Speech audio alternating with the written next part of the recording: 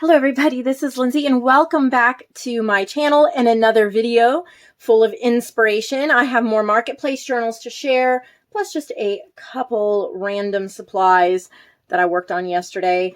Not much. I had a busy day yesterday and I'm going to have a busy weekend, just gearing up into July 4th. We're getting our pool up. We have company coming, extra time off of work for my husband, just stuff going on. But I never want to forget to give you all inspiration. So I have journals. No, it's not Christmas time, but we do have a couple amazing Christmas journals that we want to get our hands on now.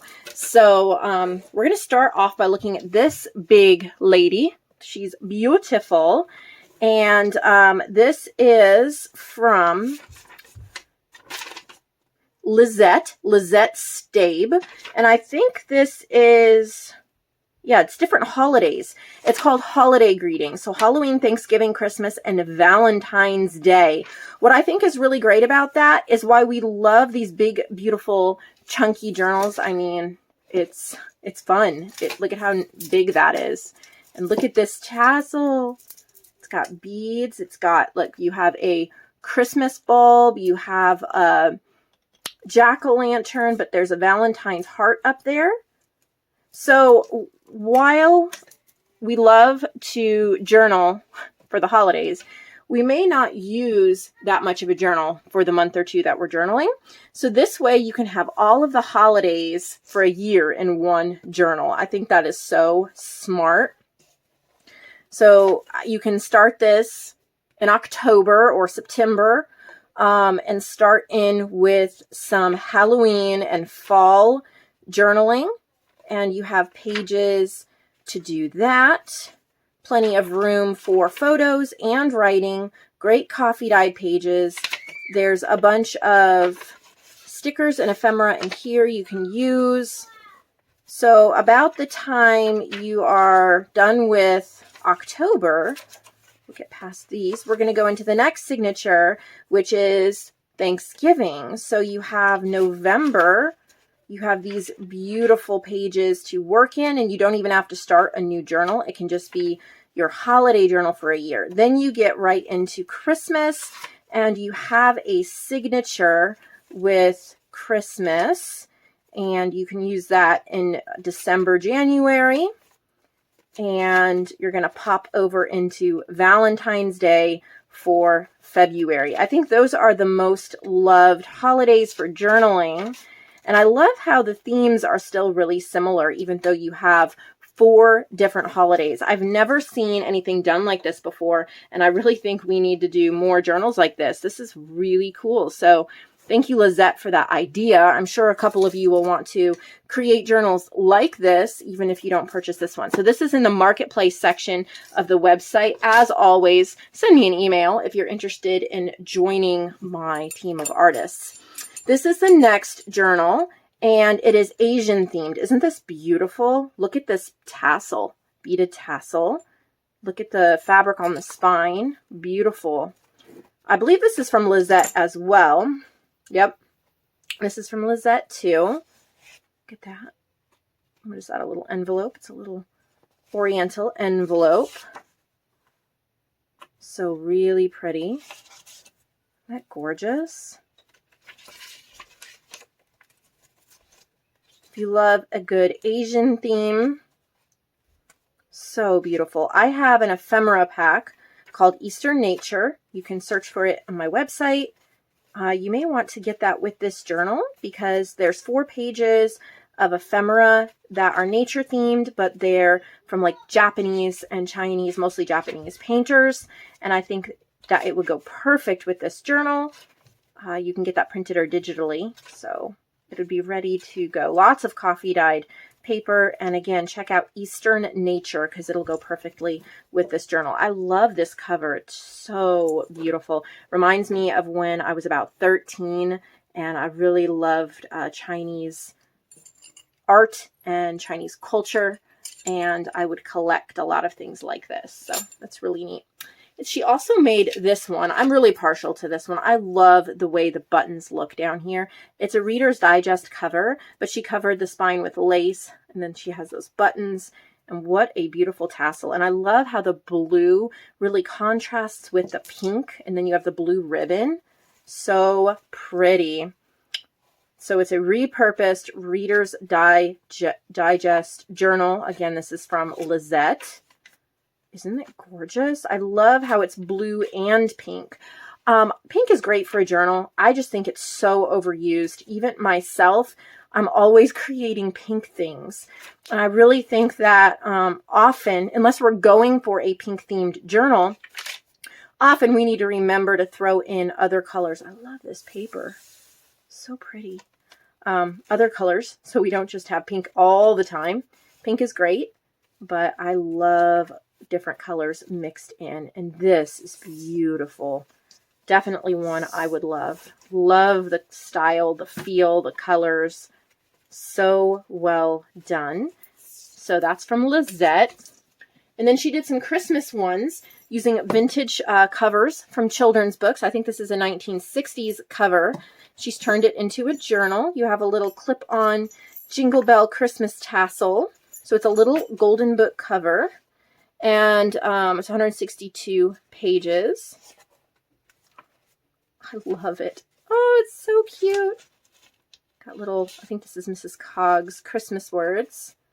I don't know if that she actually calls it Christmas words, but so no, it's not Christmas time yet, but we are just about in July. So Christmas in July, right? Only a few days till July. And then before you know it, we're popping into the fall, and then it'll be Christmas. So make sure you grab your Christmas journal ahead of time. Pick up a couple extras just because you don't really know what you're going to want to work in come December. And then you can give others as gifts or save them for another year. It's a great time to get a Christmas journal. The price is a little less than if I'm listing them in, say, beginning of November. And then there's this one, Santa's Toy Shop. I love the buttons on the spine. Another vintage little golden book cover. Look at the little flip. So very similar again.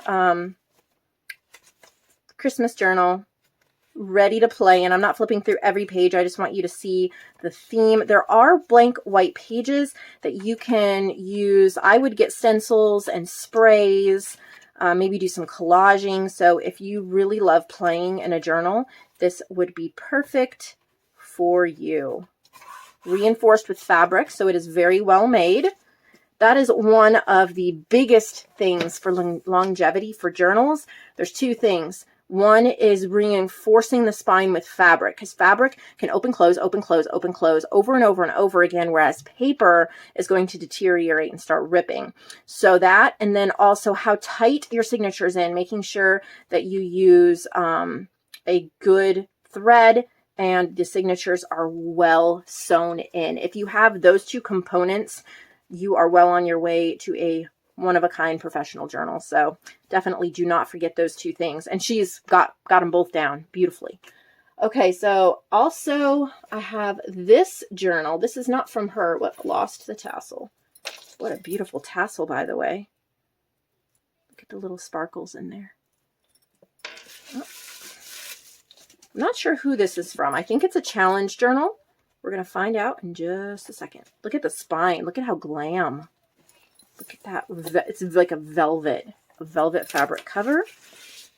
And this is from Lana, Ladies in Blue.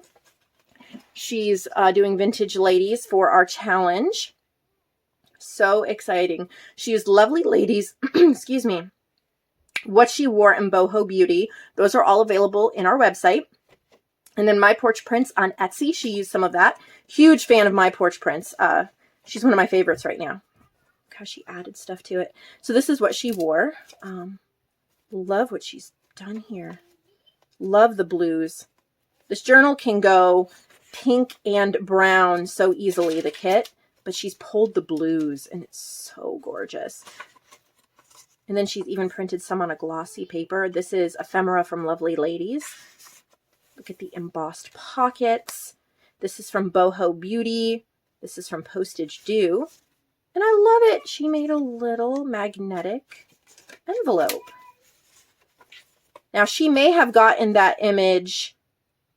I used this image on Postage Due, but I think she got this from somewhere else because that image is, I believe it's either a old design shop or Graphics Fairy. It's a public domain image. So several of us artists have used it in different ways. So I don't think that's actually from Postage Due. I think she got that from another artist because I didn't turn it into an envelope. I had it into a journal page.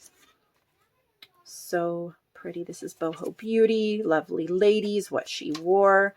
The blue is incredible. The stenciling, the little details. Thank you, Lana, for using blue with this kit. It's gorgeous, inspirational, beautiful. And I know somebody is going to definitely want this journal. There is only one box left for May Challenge, and that will go up tomorrow. And June Challenge will be shown soon. We're starting that in a few days. And you will get all the details for the August Challenge. July Challenge is already up on the Facebook group, Nevermore Creations, Junk Journals and Friends. Love that tassel. Oh, so pretty. So those are the journals added. I have a couple of goodies, just a couple. One stamp. This is a vintage little girl.